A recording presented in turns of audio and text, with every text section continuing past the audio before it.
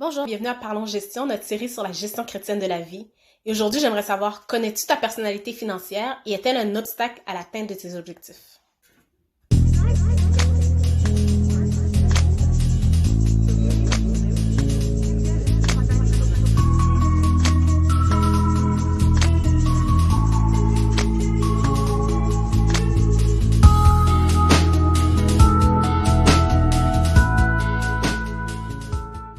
Bonjour, débutons notre dévotion avec le début du psaume 1er. Heureux l'homme qui ne marche pas selon le conseil des méchants, qui ne s'arrête pas sur la voie des pécheurs et qui ne s'assied pas en compagnie des moqueurs, mais qui trouve son plaisir dans la loi de l'Éternel et qui la médite jour et nuit. Il est comme un arbre planté près d'un courant d'eau, qui donne son fruit en sa saison et dont le feuillage ne se flétrit point. Tout ce qu'il fait lui réussit. Prions. Merci Seigneur pour la vie. Merci pour la joie. Merci pour la paix. Merci pour la famille et les amis que tu mets autour de nous. Seigneur Dieu, malgré les problèmes, malgré, Seigneur, les difficultés, merci d'être toujours là avec nous, Dieu Tout-Puissant. Merci, Seigneur, pour ton sacrifice. Merci pour ton pardon, Seigneur Dieu. Merci pour ta grâce. Je te demande, Dieu Tout-Puissant, de toujours mettre dans notre cœur l'amour qui est nécessaire pour pouvoir rester attaché à toi, de toujours mettre dans notre cœur la crainte de toi, Seigneur Dieu, et de faire qu'on soit toujours attaché à ta parole, Dieu Tout-Puissant. Merci pour tout. Au nom de Jésus-Christ qui règne au siècle des siècles. Amen. Donc, Jésus dit dans Matthieu 6, verset 21, « Là, oui, là où est ton trésor, là aussi sera ton cœur. » C'est parce qu'on a tous des valeurs intrinsèques à nous-mêmes qui dirigent nos actions, qui dirigent nos décisions et qui dirigent aussi notre façon de dépenser, qui dirigent notre façon de dépenser nos ressources.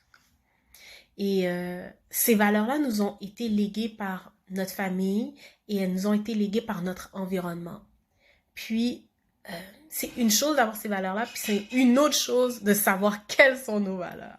Okay? C'est que souvent, ces valeurs-là, elles sont pas connues par nous-mêmes. Il y a des personnes qui sont très conscients de leurs valeurs financières et il y en a d'autres qui ne le sont pas du tout.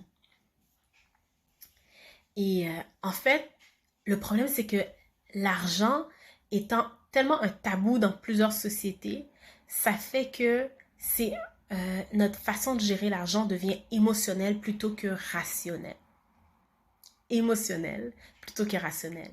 Et l'argent est tellement impliqué partout dans nos vies qu'on pense qu'on connaît l'argent puis que la manière qu'on la gère et qu'on la dépense est rationnelle, mais souvent elle ne l'est pas.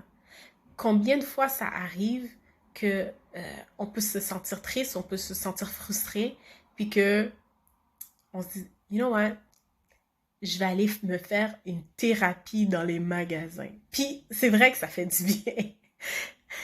C'est juste que il faut être conscient. Il faut en être conscient. Parce que lorsqu'on est conscient de nos valeurs financières, ça nous permet d'être focus et ça nous permet d'être intentionnel. Il y a plusieurs d'entre nous qui créent un plan financier à chaque année, mais qu'à chaque année, on ne respecte pas ce plan financier. C'est pourquoi? C'est parce qu'on a des valeurs qui sont opposées aux objectifs financiers qu'on a créés dans notre plan financier. Donc, c'est pourquoi aujourd'hui, on va parler des personnalités financières qui décrivent un peu nos valeurs financières. On va parler de 4 personnalités financières. Puis, on va voir qu'il faut en fait garder à l'esprit qu'il n'y a aucune de ces personnalités financières qui sont mauvaises en soi, mais chacune de ces personnalités financières doit être soumise à Dieu pour pouvoir amener des résultats positifs dans notre vie. Donc, 4 personnalités financières. La première, c'est celle qui aime le luxe. Une personne qui dit, moi, j'aime le luxe, j'aime le beau, j'aime la qualité et je suis prêt à payer pour. Right? Donc, c'est quelqu'un qui automatiquement va dépenser beaucoup. Deuxièmement, il y a la personne qui dit, moi, j'aime économiser. J'aime acheter à rabais. Euh, impossible que je vais acheter quelque chose de plein prix. Puis, je veux voir mes économies augmenter. Il y a la troisième personne qui, elle, dit, moi, j'aime investir. Okay? Cette personne-là va toujours chercher une manière de gagner du revenu passif. Donc, c'est quelqu'un qui aime que son argent travaille pour elle. Right? Et la quatrième personne, c'est la personne qui aime donner. C'est une personne qui est généreuse de son temps, généreuse de son argent, donc qui donne, mais sans même regarder à ses besoins ou à son budget, parce qu'elle aime tellement donner qu'elle reçoit en donnant. Donc, ce sont 4 personnalités qui ne sont pas mauvaises en soi, mais qui, si on n'est pas conscient, peuvent être en opposition avec nos objectifs financiers. On va voir comment. Donc, disons la première personne qui aime le luxe. Si cette personne-là a comme objectif d'économiser, disons quelqu'un qui a besoin de s'acheter une première maison, mais qu'elle a l'habitude de toujours acheter du luxe, de la qualité, et qui dépense beaucoup, qui dépense la majorité de son argent. Cette personne-là doit être consciente que si elle avait l'habitude de dépenser 60% de son revenu, ben là, il va falloir qu'elle réduise à peut-être 40% pour pouvoir mettre un 20% en économie. Parce que là, elle a besoin d'améliorer son crédit, puis elle a besoin de se créer un fonds pour donner à la banque pour acheter sa maison, un down payment. Deuxième, disons une personne qui aime économiser, qui veut voir son fonds d'économie toujours augmenter, mais qui investit aucun de son argent, puis elle a comme objectif de diversifier sa source de revenus. Le problème, c'est que pour elle, donner de l'argent pour investir, c'est comme dépenser parce que ça lui fait mal de se départir de son argent. Il faut qu'elle mette dans son plan financier que si elle avait l'habitude d'économiser 60% de son revenu, mais là, elle va en économiser 40%, puis il y a 20% qui va aller pour investir parce qu'il faut qu'elle soit prête à prendre des risques. Il faut aussi qu'elle soit consciente que c'est pas notre argent, c'est pas nos économies qui est notre sécurité, mais c'est Dieu qui est notre sécurité. Qu'il faut dépenser, il faut investir avec intelligence, mais qu'il faut être prête certaines fois à prendre des risques si on veut aller chercher d'autres sources de revenus. Troisième personne, c'est la personne qui, elle aime investir. Elle n'économise pas, mais elle investit tout. Disons que c'est un entrepreneur, puis déjà c'est un entrepreneur, il y a du risque, et en plus, tout son argent, il met pas d'économie, mais il investit tout. Ben là, c'est une personne qui va devoir réduire dans ses investissements puis se créer comme objectif financier de se créer un fonds de sécurité, surtout si c'est une personne qui a une famille.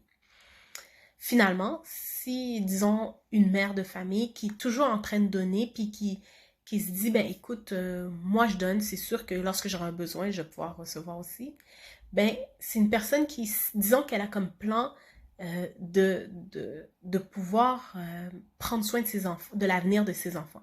Ben, cette personne-là, c'est une personne qui va devoir se mettre une enveloppe de dons. Puis se dire, moi j'aime donner, donc il faut que je sois capable de donner, mais je vais donner dans une mesure, dans une enveloppe de dons. Aussi, il faut savoir qu'à chaque fois qu'on a un objectif financier qui est contraire à notre personnalité, c'est toujours mieux d'automatiser. Donc, que l'argent sorte automatiquement soit de notre chèque de paye si on est employé, soit de notre compte d'entreprise si qu'on est entrepreneur, pour aller directement soit dans le compte d'économie, de CELI, ou soit dans notre compte d'investissement. fermés, dans des comptes fermés pour permettre qu'on puisse atteindre nos objectifs. Parce que l'argent qu'on ne voit pas, ben c'est l'argent qu'on ne va pas dépenser puis qu'on ne va pas utiliser à d'autres fins. OK? Donc, ce qu'on a vu aujourd'hui, c'est que c'est correct d'avoir des personnalités financières. De toute façon, Dieu nous a fait comme ça. On a des personnalités différentes. Puis c'est la même chose dans les finances. On a des personnalités financières qui sont différentes, mais il faut être conscient de ces personnalités-là. Puis, il faut que nos plans financiers prennent en considération notre personnalité financière. Donc, premièrement, j'ai une question pour vous. Est-ce que vous avez reconnu votre propre personnalité financière dans les quatre que j'ai dit? Si oui, ben dites-nous-le dans les commentaires. Et aussi, est-ce que vous pensez que votre personnalité financière est un obstacle à vos objectifs de cette année ou à court terme, pour les 3 prochaines années? Est-ce que c'est un obstacle? Si oui, essayez de trouver un moyen pour contrer cet obstacle-là. Premièrement, vous pouvez automatiser. Aussi, peut-être que ça peut être bien pour vous de trouver de l'aide, de trouver quelqu'un qui, qui va avoir pour objectif de vous garder fixé, focus sur vos objectifs financiers. De préférence, je vous recommande de prendre quelqu'un que vous pouvez faire confiance. C'est sûr, il faut prendre quelqu'un que vous pouvez faire confiance et de préférence de trouver quelqu'un que vous n'aurez pas à payer. OK? Donc, la dernière chose que j'aimerais vous dire, c'est que je recommande chacun de vous vraiment de vous présenter devant Dieu avec vos objectifs financiers et de vous présenter aussi devant Dieu avec votre personnalité financière et de dire à Dieu de vous révéler tout ce qu'il y a dans votre personnalité qui est en désaccord avec sa volonté pour votre vie. Parce qu'il n'y a aucune personnalité qui est mauvaise. Mais par contre, si c'est en désaccord avec la volonté de Dieu pour votre vie, ben ça peut vous garder en arrière. Parce qu'on le sait, le vrai succès pour le chrétien, c'est vraiment d'être en accord avec la volonté de Dieu pour notre vie. Donc, je vous recommande vraiment de faire cette prière-là et de présenter à Dieu vos objectifs financiers. Puis, Dieu va vous rediriger selon sa volonté pour vous. Donc, que Dieu vous bénisse. Merci.